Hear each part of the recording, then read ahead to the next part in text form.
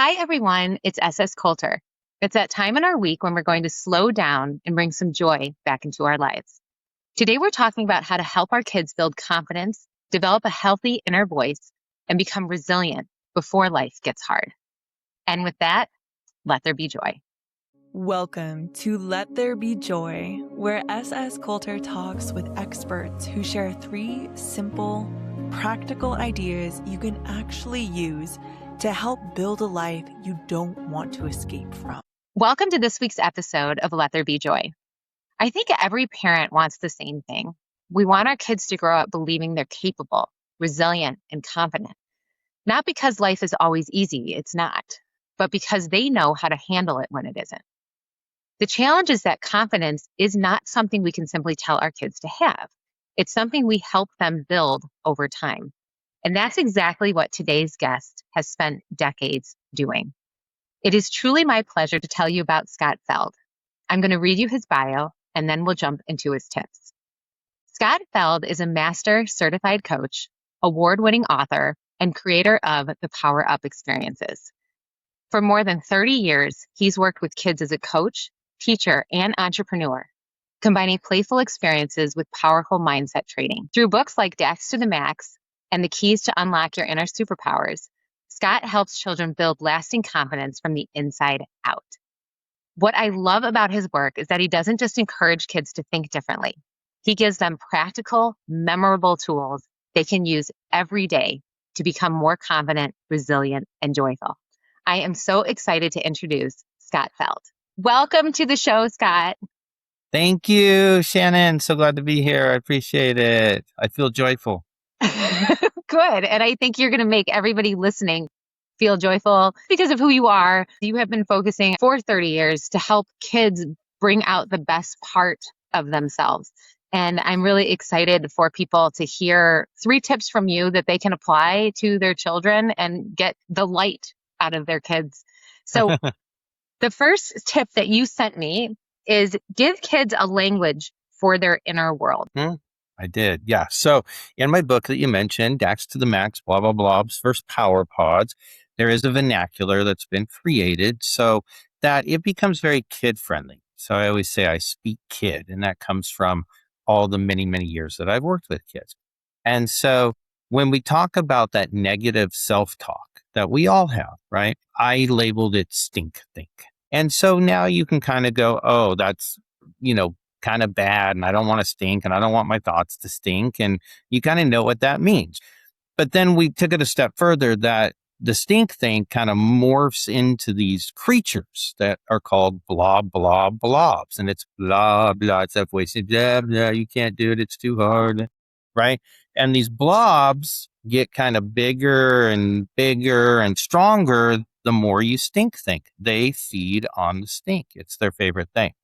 In the book, I gave them names: Thasso, Atec, Algo. So now they become kind of relatable. It's also mentioned in the book that one of them is kind of cute, right? Thasso is kind of cute. And the idea is that the blobs coming from the stink think almost act like a frenemy.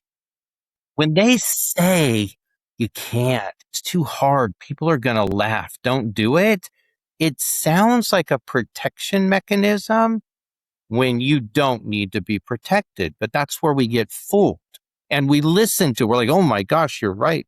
I might fail. They might laugh at me. And so I need to avoid that. So I'm not going to do it. I don't believe I can do it. So that's the blob. I think that's such a big deal that you bring that up, because the frenemy thing, the protector thing, because it feels like even to an adult, this thing is here to protect me so that these bad things don't happen to me. And you made that very tangible to kids by making that blob kind of cute. Yeah. Kind of looks like it's supposed to be helping me. Mm-hmm. And I have read Scott's book. I was telling him it helped me because I was having blah, blah, blobs in my head. And it's interesting because they do get stronger the more you talk to yourself like that. But it's hard to describe how we're feeling even as an adult. So the fact that you're getting it into language that kids can understand is extremely impactful, because then they can express themselves. So I just love it. And I'm not joking when I tell people listening to this, if you buy his book, I'm going to hold it up already. It will help you as an adult, because you don't realize how much your stinking thinking is getting in the way. But I would suggest, and I'm kind of selling his book to you, but sitting down with your kids and reading through this and talking about these feelings. Because Scott, what would you say to a kid that's like, but yeah, I don't want to make a fool out of myself. I don't want to get hurt. So how do we talk to them about that? Yeah. So we let them know that is the stink think. It is creating a blob, but we don't leave them there. We also let them know they all have, here's the next vernacular, the next vocabulary for kids is we have an inner superpower, an ISP, right? Play off of ESP, but ISP, inner superpower. So in the book, Max is actually Dax's inner superpower who shows up and says, Dax, look, man, I can't handle these blobs that are hanging out in your mind. That's where I live, but I don't have any power up there because you're giving them all the power. And I need your help for us to take these blobs out. And so Max's job is to teach Dax how to power think instead of stink think. I can, I will, I'll try. So to really answer your question is we show kids the choice, right? You easily can say I can't, or you easily can say I can, or you can say I can't yet, which is another option, but I'll try. And so by doing that, it's moving forward instead of being held back, right? And you have, I mean, not just the book, but further things we'll talk about will help kids also get that healthier, better relationship to falling, failing, mistakes, but them not being bad, them being exactly what happens whenever you step out of your comfort zone and you Right. haven't done something before. That's the natural thing. So if you shrink again, then the blobs win. But if you know your relationship to it is that it's a lesson, there's something in there tangible for you to take out and go, oh, I can see what I did wrong. I can see what didn't work. And then you get to go try again, but this time with experience. You do cover that in the book, that, hey, it's one step forward. Progress. When you try, it's one step forward. Every try is progress. And Scott is not saying you tell your kids to go do stuff if they're like, the protector's good if we're, if it's protecting us from doing something really stupid. That's what we're talking about. Yeah, But that's a different thinking. That's called reasoning. So that's a reasoning. faculty that we have in our brains, and there's reasonable, and it says don't touch the hot stove. You're not brave Yes. because you touched the hot stove. You're not brave because you swam with the crocodiles. That's not brave, right? That's a reasoning thing because it is inevitable. It's not even probable. It's inevitable. You will get hurt. There will be some kind of physical hurt there, right? Sometimes really bad.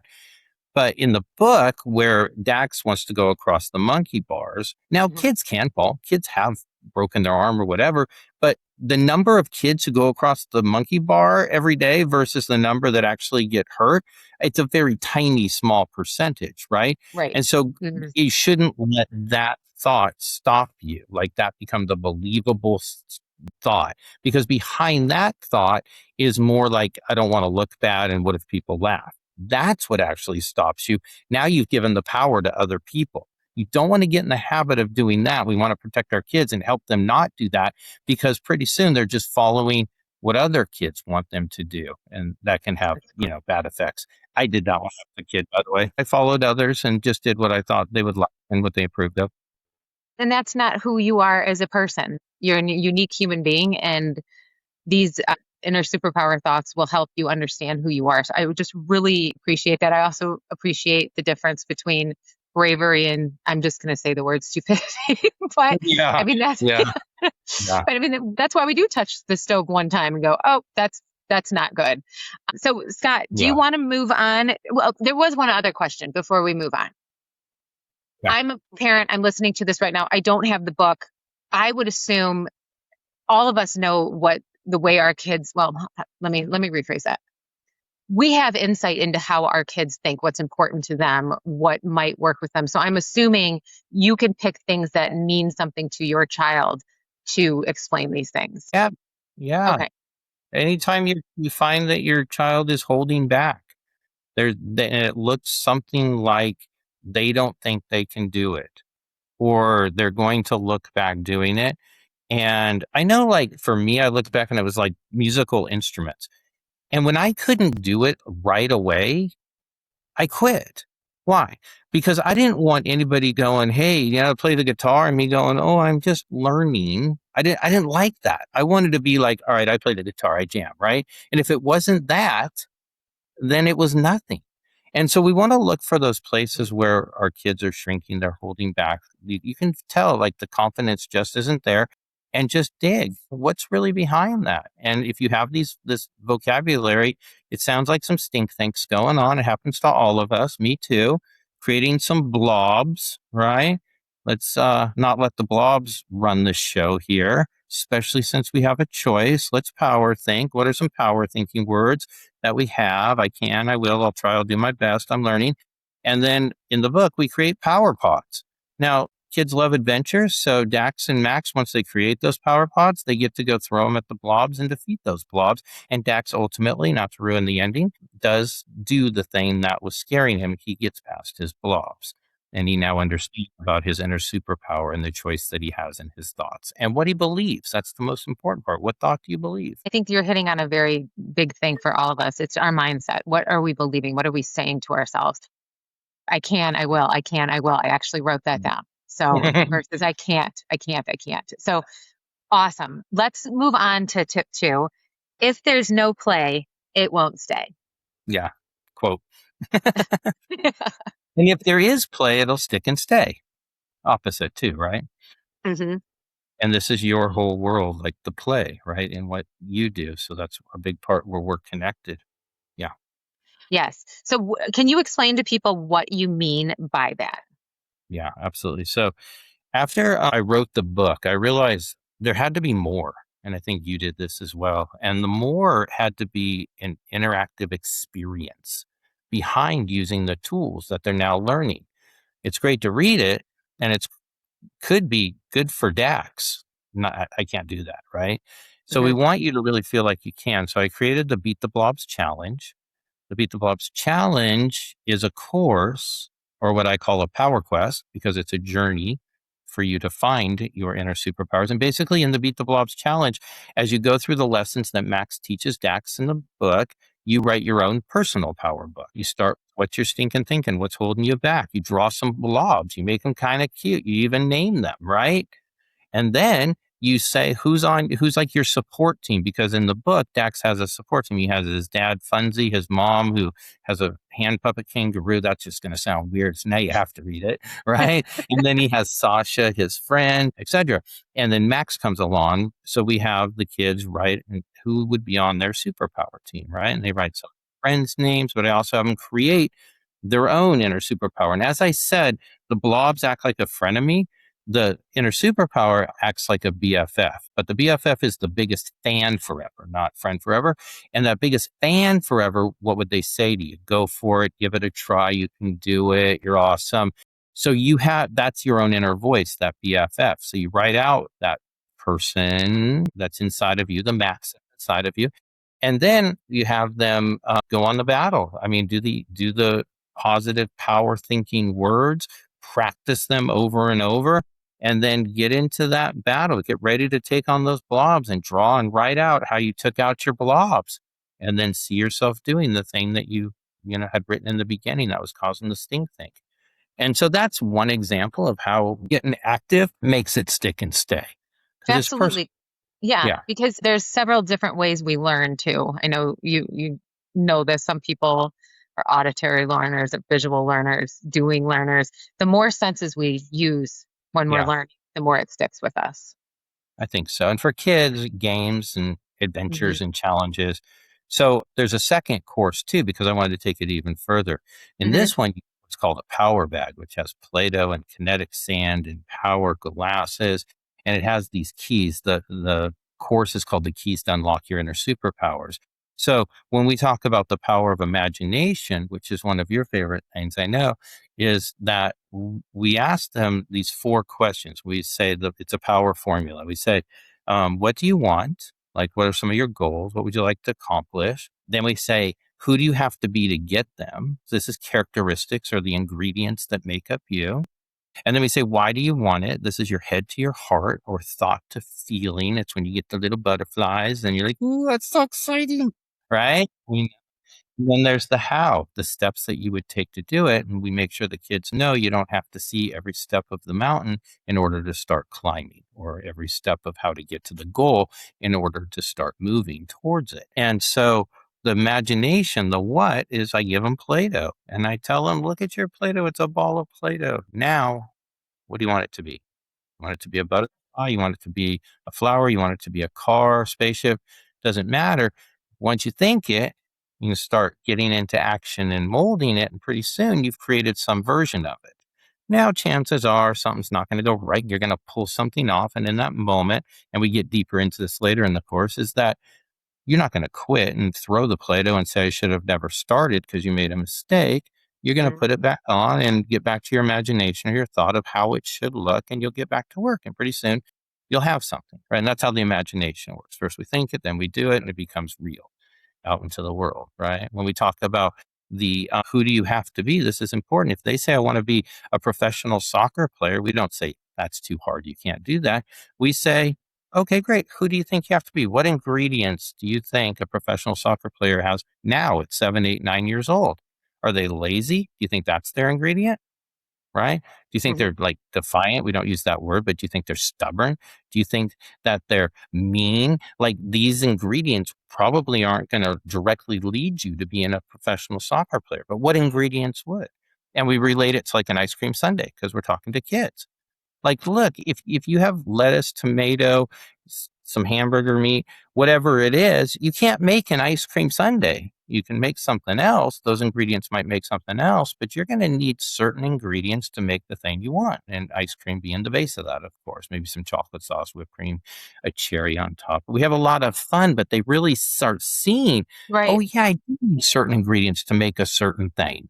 Yeah. And You know? this is, I like this because it's combining your first two tips. It's the language of kids, right? Yeah. And being tangible. This is why I'm saying this is so great for adults too, because we talk about these things and they're just out there and they're not tangible. And this gets it right down to, I was just thinking when you were saying it, treat yourself like the Play-Doh, Yeah. right? You Right. don't throw the Play-Doh away. It Yeah, doesn't work.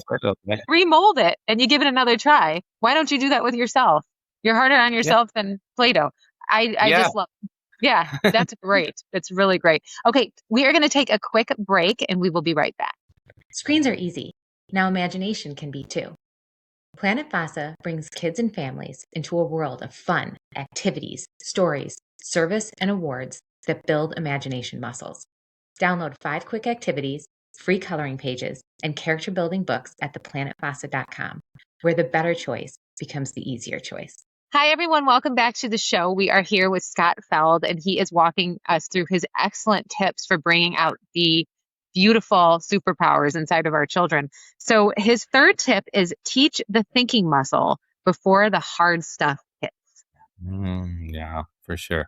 So I chose an age group, and a lot of people ask me, like, why'd you choose that age group? They go, the high school kids, they have it much harder, and the middle school kids these days, so much. But my real specialty is empowerment.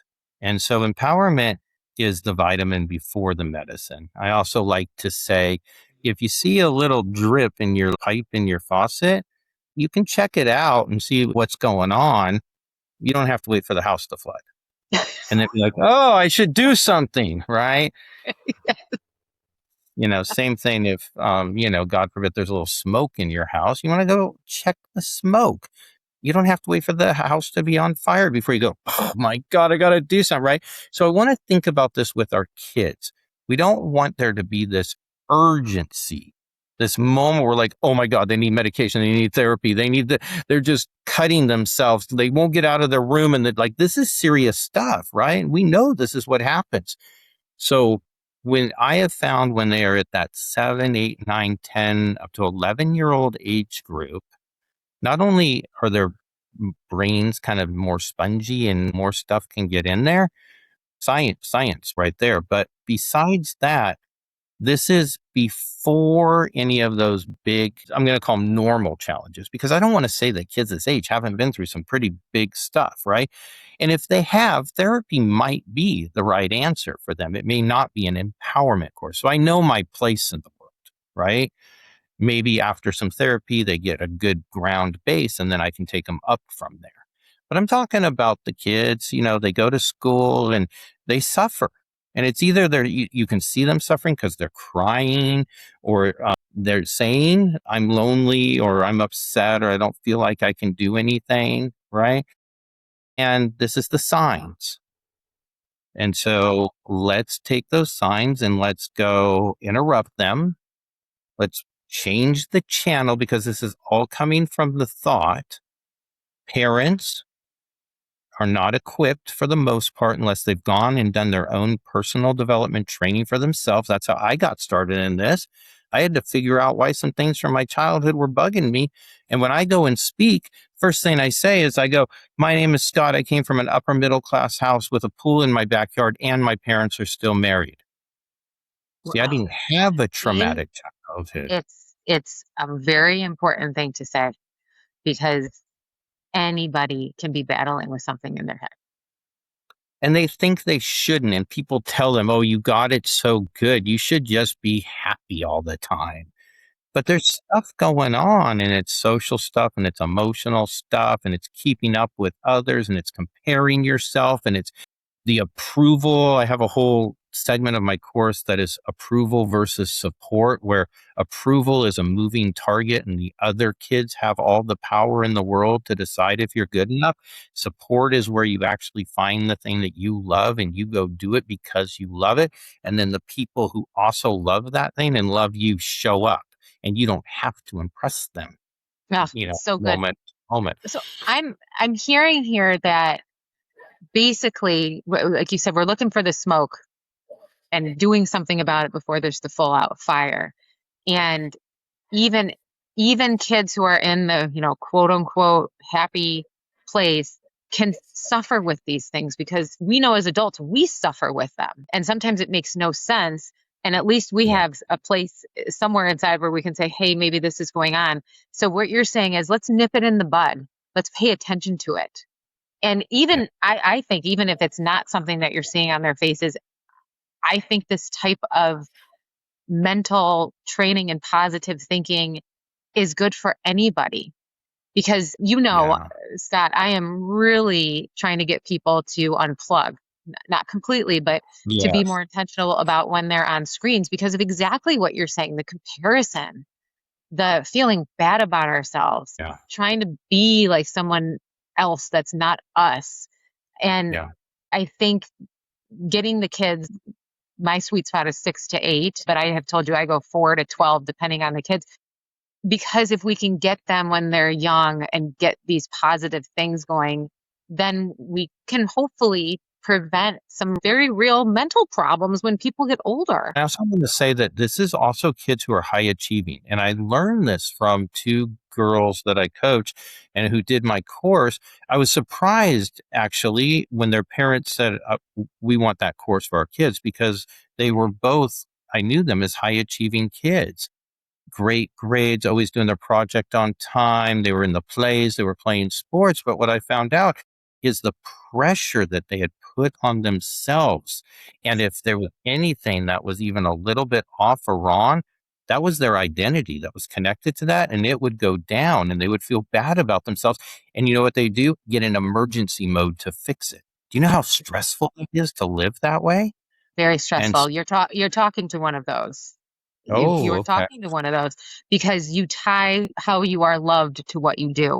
So to Mhm. be able to separate those two things is a really big deal. And I think people listening to this really hear that, because our kids and we need to know that who we are, we can be loved for who we are, not what we do. Yeah. And who we are goes back to what I was saying inside of the course. It's like, am I sweet? Am I kind? Am I nice? Am I someone who will listen to you? Like, these are things that we can consciously do and get good at. And then, yeah, we get your love for that. I mean, it'd be so great. And in a very, kind of wooey world, just love each other for being here together, which is really awesome, right? So people have forgiven people for doing terrible things and all that kind of stuff. And that's a very strong sense of love. But in our kind of day to day in our real world is that we can find the good in people and we can love them for who they are. And I think one of the things that's really important that we can teach kids and also practice ourselves is not being judgmental. You see a person who looks a certain way, it reminds you of something, or you already have a stigma about it, and you're not the nice person, right? You make the face or won't talk to them or talk behind their back. And so I think it's just really important that we get really clear on the fact that we're all here together. We're all humans. We all have unique different talents and skills and characteristics. And that's what makes it so fun here. I love the analogy about the crayon box. If they were all black or they were all white, it wouldn't be that much fun. The crayon boxes, because It's of so all the colors. funny. I like to say that about trees. You know, Okay. look at how many different types of trees there are. How bored would we be if it was all the same tree? So why would we expect any of us to look the same or act Yeah. the same? Right? And It's the hopefully same you thing don't of, judge the trees, you're too short, yeah, whatever. Looking at my that's trees. awesome. Okay, I am going to go ahead and recap what you've shared with us today. This has been really powerful. The first tip is give your kids words for what's happening inside so they can recognize and manage their thoughts and feelings. And he talked about stink tank and blobs and your inner superpowers. And so if you can just point out to kids and kind of make it a game, that's kind of what he's saying. I really do suggest his book and make it a game and talk about it. And, kids love gas, right? So if that stinking thinking is stinky, they're going to love it. So they just do, right? So that's his first tip. Give kids a language for their inner world. The second tip, if there's no play, it won't stay. Basically, turn important life lessons into experiences your kids will actually remember. He gave a really good example of using Play-Doh and watching them think what they're going to do in their imagination, do it on the Play-Doh. And I really did like when we talked about that if you said if it didn't turn out the way you expected it to, then you would just remold it. And saying to the kid, why not treat yourself that way? Yeah. So we're just saying, talk about these things and then put them into action as well, because that's when we really learn. And then our third one was teach the thinking muscle before the hard stuff hits, and smoke before the fire, dripping before the whole house gets covered with water. We're looking for signs, and they're most likely not going to be big, and they might not make sense in the environment that you're living in or how your kid is performing. But at the end of that tip, we just said, you are loved for who you are, not what you do. And Yes. what a valuable lesson to teach children. So, Scott, I know people are going to want to learn more about you after this conversation. So can you tell us more about where to find you, what you offer, and all of those things? Yeah. So almost everything I do is at powerupuniverse.com. And there you can find out a lot about me and what I've done, as well as both courses that I talked about. Beat the Blobs Challenge and Keys to Unlock Your Superpowers are there. And then Dax to the Max book is there as well. And there are some freebies there. There's 10 activities that you can do that come from the courses. There's a free Power Talk or webinar there as well. So powerupuniverse.com is the place to go. And we will include links in your Joy PDF. So for a summary of Scott's tips and insights for today, you can find today's Joy PDF at sscoulter.com/joy. If this episode inspired you to try something with your kids and you do and it works, we would love to hear about it. So please send me a voice memo on Telegram to sscoulter. And if you know a parent, a grandparent, a teacher, a coach who could benefit from Scott's practical ideas for building confident, resilient kids, go ahead, like, subscribe, and share this episode with them. It's very impactful, and we want our little ones to have the best childhood they can so that they grow into happy, joyful adults. Next episode, we'll be talking about how to stop reacting to life, let go of trying to control everything, and become more present so you can experience the peace and joy that's already around you. So I hope you will join us. Scott, I want to bring the episode back to you before we close. What are some final thoughts or words of wisdom you have for parents who want to let there be joy in their children's lives? I think joy comes from freedom. When kids feel free, we have to let them be who they are. I have a 10-year-old son, and I grew up playing sports. So when I heard I was having a boy, I was ready to go coach all the teams in the world. And he let me know sometime around 6 or 7, he doesn't really like sports. and he likes to act. And so I went down a journey, and I'm on the journey of him being a theater kid, which I absolutely love. Now, I could have very easily been like, no, you're playing sports. That's what boys do. And you're going to play baseball and soccer and all of that kind of stuff. And he would not have been joyful. It would have felt forced. There were things about it he didn't like, how the other kids acted, the competition behind it. So I see a lot of calmness and joy and freedom in my own son because he's allowed and supported in doing something that he chose, that he loves to do. So I'd say that. Let your kids be who they are and let them shine. Don't dim any lights. Let their light, our kids' light, brighten your day. I just love it. So, for everyone listening today, I want you to remember that you are so loved. You have an incredible purpose in this life. And this is the day the Lord has made. So let us rejoice and be glad in it. Let there be joy. Bye for now. When it's raining cats and dogs, I think of Egypt, and thank God it's not raining gnats and frogs.